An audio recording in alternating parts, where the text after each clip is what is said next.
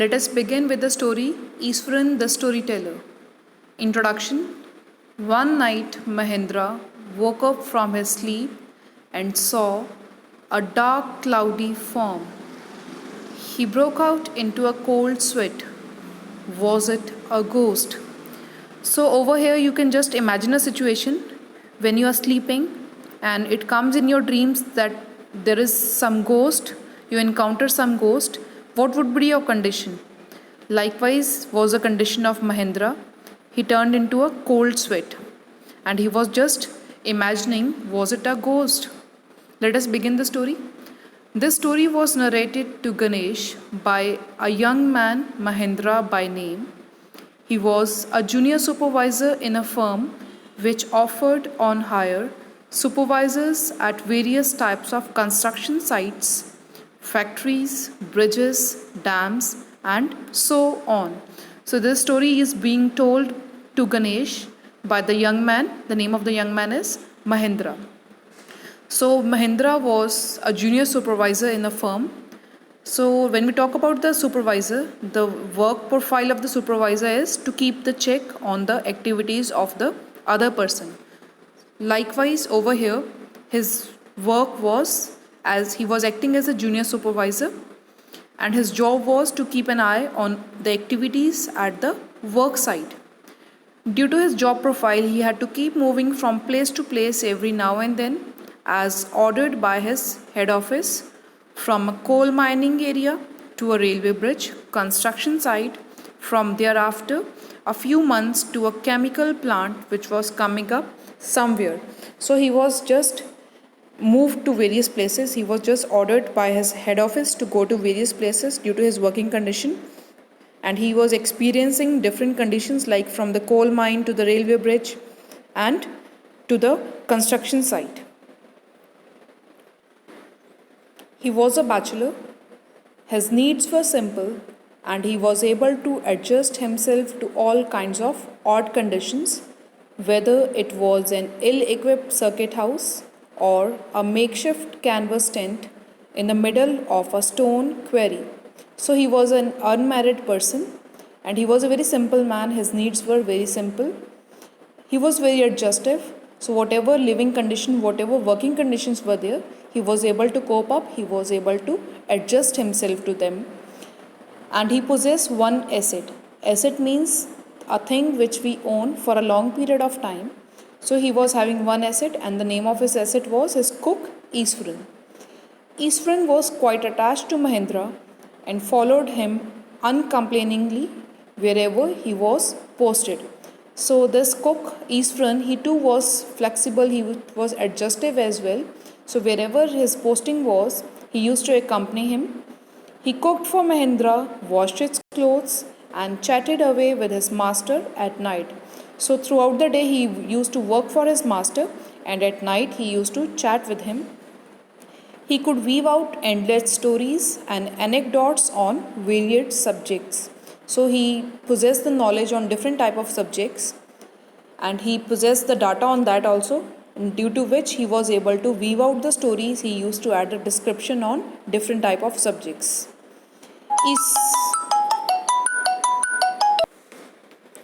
Easwaran also had an amazing capacity to produce vegetables and cooking ingredients seemingly out of nowhere in the middle of a desolate landscape with no shops visible for miles around.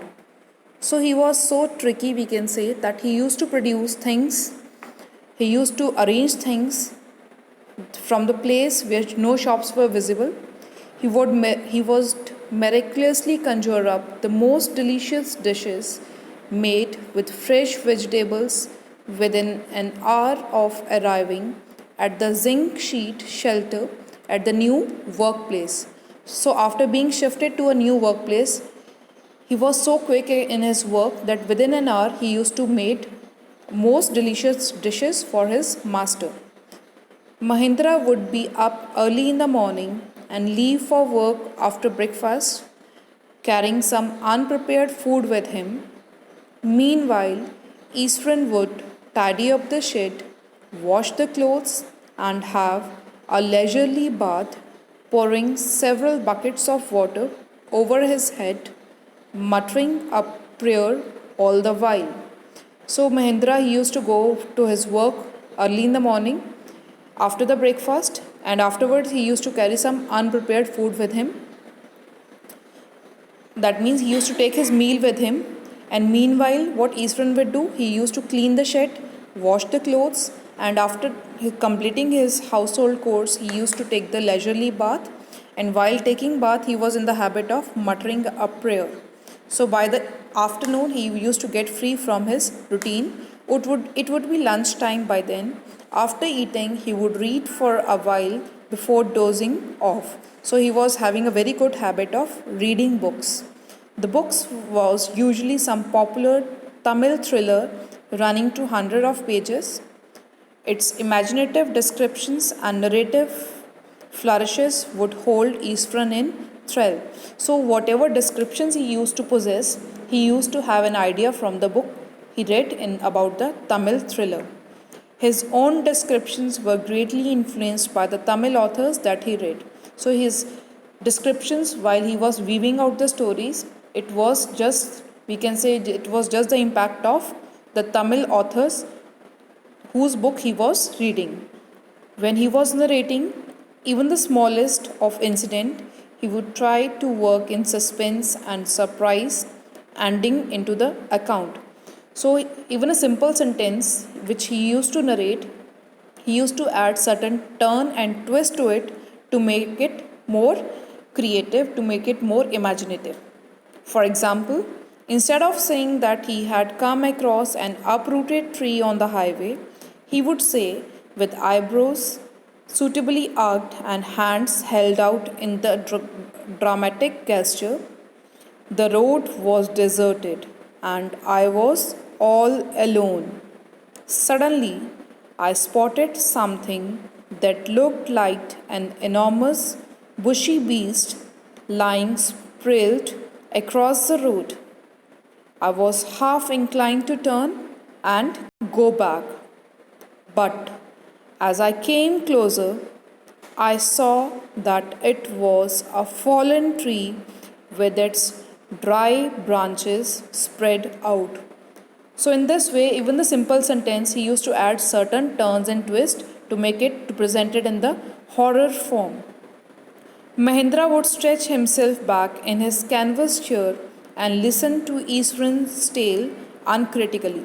So he was so much interested in his tales that he used to stretch out himself in the canvas chair and listen to his tales interestingly. After this, he started narrating the another incident about his background, about his childhood. The place I come from is famous for timber. Eastern would begin. There is a richly wooded forest all around. The logs are hauled onto the lorries by elephant.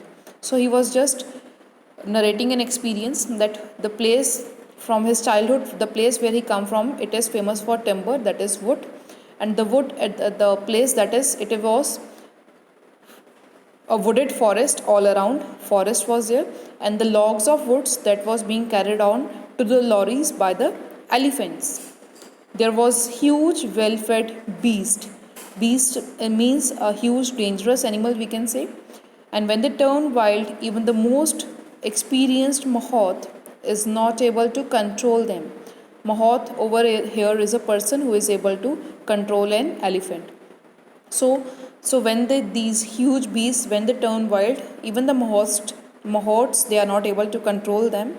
After this prologue, Eastern would launch into an elaborate anecdote involving an elephant.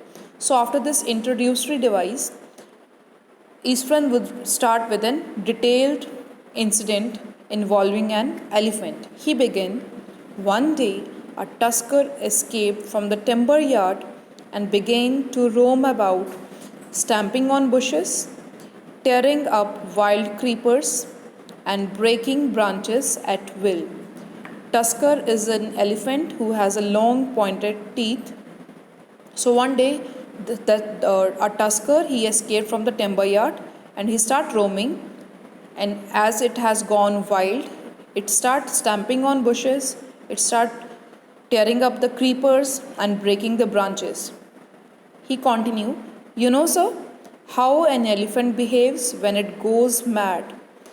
Ephraim would get up, so caught up in the excitement of his own story that he would get up from the floor and jump about, stamping his feet in emulation of the mad elephant. So he was so much experienced person in telling the stories that he start presenting the actions for the same. He start acting like an elephant. He'd start jumping over there, stamping his feet, and he was started reacting as a mad elephant.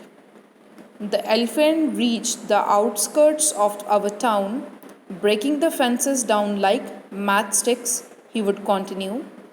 It came into the main road and smashed all the stalls selling fruits, mud pots, and clothes. People ran helter skelter in panic.